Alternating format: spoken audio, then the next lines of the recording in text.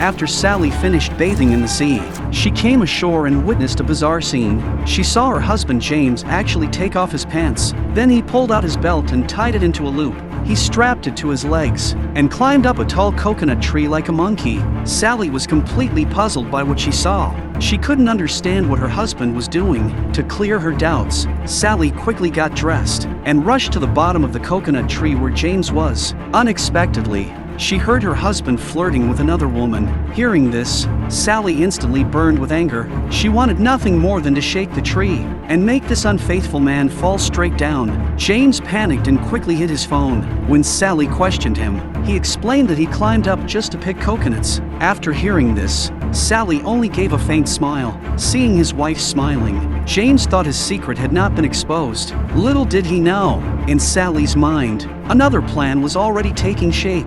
That night, James lay in his wife's arms, enjoying the comfort of their island vacation, and Sally never mentioned what happened during the day. Naive James didn't notice a thing. At that moment, Sally secretly picked up his phone. She noticed a lock screen password had been added, one he had never set before.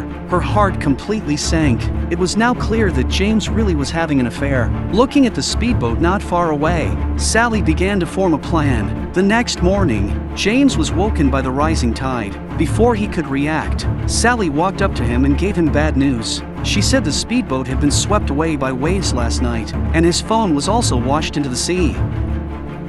Then she comforted him, saying not to worry, because the island wasn't too remote. It wouldn't be long before someone found them. But after hearing this, James already had doubts, though he didn't say a word. Instead, she sat calmly on the beach, enjoying the view. Seeing James looking a bit gloomy, Sally suggested picking some wild fruit for him to eat. But when she entered the forest, she hurried straight across the island. She went directly to a hidden cave. It turned out that the speedboat and the phone were never missing. Everything had been carefully planned by Sally. What she didn't know was that James had secretly followed her. By chance, he stumbled upon the whole scene. That evening soon arrived. James didn't expose what his wife had done. Instead, he drank wine with Sally as if nothing had happened. But just then, James suddenly noticed something. The key to the speedboat was hanging around Sally's neck. James tried to remain calm, but inside, he made a cruel decision. The next morning, while Sally was still asleep, James quietly sat up, but Sally was awakened. James quickly explained that he was going to prepare breakfast. Sally sensed something was wrong and soon realized the key had been stolen. She tried to get up and chase him, but one of her feet was tied to a tree. James walked straight toward the speedboat. He planned to leave Sally trapped on the deserted island forever. By the time Sally managed to catch up, James had already pushed the speedboat to the shore. He ignored her and sped away. Strangely, Sally didn't panic. She calmly returned to the camp and collected all the tools. It turned out she had already sabotaged the speedboat earlier. As the boat moved farther away, the rope tied to the reef grew tighter and tighter. An accident followed. Fortunately, James surfaced from the water. He barely avoided being crushed by the boat, but little did he know, an even greater disaster was waiting for him. By now, Sally had completely lost faith in him. She crafted a simple bow and arrow out of vines and branches. She planned to shoot him down. Meanwhile, James wandered into the forest, hoping to ask Sally for forgiveness, but he accidentally entered a cave. There, he discovered remnants of an ancient civilization. Before he could react, shouts echoed from the cave entrance. When he looked closer, he saw a group of tribespeople across the cliff. It seemed like they were holding some kind of ritual. James didn't think much of it at first, but when he turned his head, he was stunned.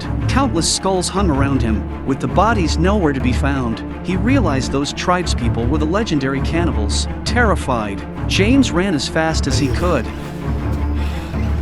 He hurried to find Sally, wanting to tell her what he had seen, but before he could speak, Sally shot an arrow at him. James was completely shocked. He never imagined Sally would truly want to kill him. He tried to plead for mercy, but she released another arrow. James quickly hid behind a tree, but Sally was relentless, aiming her bow directly at him. Realizing she truly meant to end him, James picked up a coconut from the ground. He threw it in the opposite direction.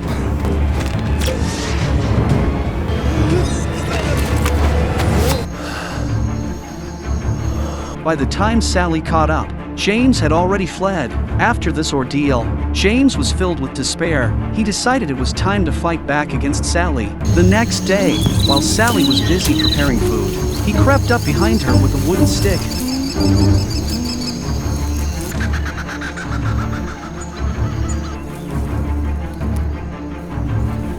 Seeing Sally lying motionless on the ground, James grew worried and tried to check on her, but he accidentally stepped on a trap she had set. He was hoisted into the air, hanging helplessly. No one knew how much time had passed. Sally finally woke up from unconsciousness. When she looked up, she found James hanging above her. She picked up the stick from the ground. She was ready to teach her ruthless husband a lesson. Just as she was about to strike, hurried footsteps echoed nearby. Sally cast James a sinister smile. Then she dropped the stick and ran off alone. She left James to fend for himself. As the tribesmen drew closer, James swung desperately. At the last possible moment, he managed to hide among the vines. By sheer luck, he escaped their grasp. Sally, however, wasn't so fortunate. The tribesmen had already spotted her and chased after her. Panicked, Sally ran straight into their camp. When they arrived, she was nowhere to be found. She was actually hiding inside one of their huts. Once they left to search elsewhere, Sally quietly slipped out. But before she could catch her breath, the tribesmen spotted her again. Just when she thought there was no escape, a hand suddenly dragged her into a cave. Fearing it was one of the tribesmen, Sally struggled violently. But when she looked closely, she realized it was James who had saved her. Yet even after he rescued her, Sally showed no gratitude. She grabbed a weapon from the ground. Without hesitation, she ambushed James. The sharp blade tore through his shirt. Seeing that Sally truly intended to end him, James had no choice but to run for his life. Sally chased him relentlessly.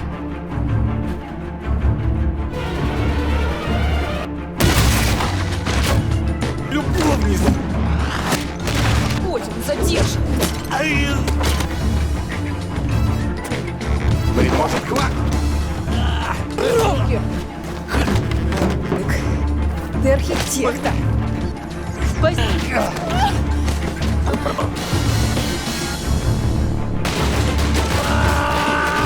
In her frenzy, she picked up a clay jar and hurled it at him, thinking James was only pretending to be hurt. Sally walked over and kicked him hard, but he still didn't move.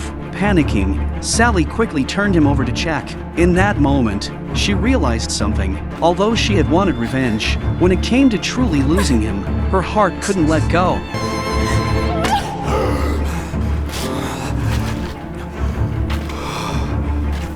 The two finally put aside their hatred. Together, they began thinking about how to escape the island, but as they walked, their heads suddenly went dizzy. Moments later, they collapsed heavily to the ground. The tribesmen had caught up to them. They had used darts laced with sleeping poison. The couple was dragged back to the tribe's camp. The chief did not intend to eat them. Instead, he decided to execute them in ritual sacrifices. Sally was tied to a wooden stake, offered to the fire god.